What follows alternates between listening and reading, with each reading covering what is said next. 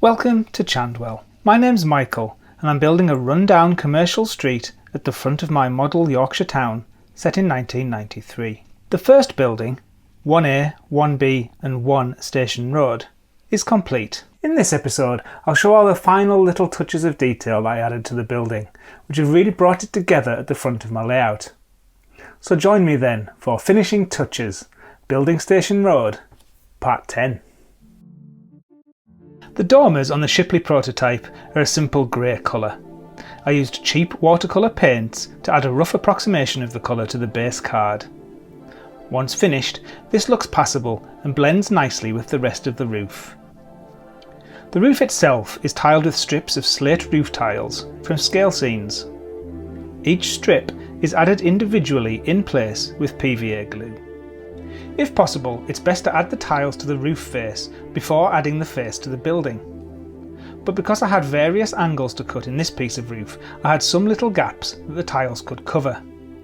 I therefore decided to add the tiles with the roof in place so I could get it all exactly right. It's a time-consuming job, but one I find really relaxing, and I do enjoy it. I use a strip of stone texture on 1mm card to add the stone edging pieces. The roofs themselves are a base layer of 0.5mm card with another layer on top. This allows me to add a slight overhang whilst maintaining strength. I print lines on the top part of the roof to help me align the strips of roof tiles later on. With this back piece being a perfect fit, I can take it off and add the tiles first. This lets me roughly cut them and overlap the edges. I can then just trim them neatly and drop the roof into place. I really don't put much effort into my guttering. I colour the edge of a piece of card with a black Sharpie marker and then cut a small piece off. I then run a bead of glue along the roof line and drop the strip into place. I repeat the process for the downspouts. I use the ruler with the glue applicator to get the glue line straight, and then I use the side of my scalpel to get the wriggly bit of thin card as straight as possible in the glue. There are downspouts in various locations on the building. I've tried to mimic as closely as possible their locations on the real thing in Shipley. Google Street View is really helpful in this regard. Do you remember several episodes ago when we saw these gutters cheerfully going across the upstairs windows? I had to model these. I coloured the edges of 2 pieces of card and then glued them on top of each other with a slight overhang. This gives a gutterish profile, which should work well enough. It then glues right across the underside of the roof and across the dormer windows. I like to reuse things I've drawn as much as possible. This Foxton plaque was drawn a year ago when I made it for the Red Lion pub on High Street. The railway sign though was made afresh. I used Inkscape to arrange some text on top of a suitable railway image. The sign is small, it's just over 6mm wide by just under 9mm tall. The border is 0.3mm wide and printed separately. I roughly cut the border out and stick it to the same sheet of paper that I cut it from. This makes it 2 layers thick. I then cut the interior out with my scalpel to leave a hole. I colour the inside of the hole with watercolour pencil and then stick the hole on top of the sign itself. Once dry, I then cut this out with a sharp blade and I'm left with a tiny sign with a passable border that is only 1/3 of a millimetre thick. There are a few other signs dotted around the building and each one was drawn in Inkscape. The railway, in the same style as the Red Lion across town, a live football banner, a list of opening times, and the sign for Peak Power, the little gym that occupies the building round the back. The bottom of Station Road near the Earl Chanfield Hotel is the nicer end of the street.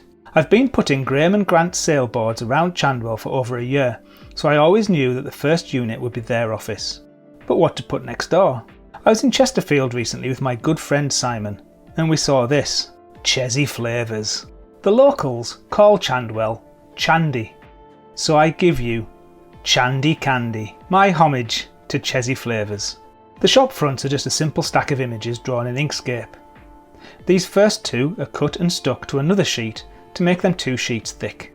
The window details are printed to sticky label and then stuck to acetate. I then use the same technique that I use for window frames. I carefully cut around the window details with the scalpel and then peel away the bits that I don't want to keep. The next layer is the window frames. These are made using my usual sticky label method. I use watercolour paints to add colour. Watercolours are perfect for this as they flow into the edges of the label, leaving no white edge. And any mistakes can be dabbed off the acetate with a bit of tissue. I use the same paint to remove the white edges of the printed paper parts I showed earlier. With that done, I glue the top layer to the next layer, and then attach that to the window frame layer. And then I finally add the window detail layer behind that. The signs go on last. These were cut from a stack of 3 sheets of paper laminated together with PVA glue. I printed some interior detail to go behind, but I've printed it too dark and the detail can't really be seen. So what else did I add? Let's look around the building. The roof of the curved bay window is just a stack of card with the hard edges filed off with a nail file. The finial is a tiny bit of 0.5mm card squashed in my fingers. Air conditioning units are from Scale Scenes as part of their excellent High Street Backs kit. One of the Chandwell crew has been around the back and sprayed the words sunshine, whilst a little further along we have Liam is innocent. This was probably sprayed by the same person who got at the side of the old Chandfield, and the wall on Water Lane. Chimney pots are my usual bit of badly chopped up cocktail stick. This brings the total number of chimney pots on Chandwell to 172.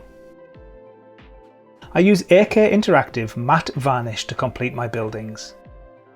I use a brush to apply it to every surface of the model. As I apply the varnish, I use watercolour paint to add weathering.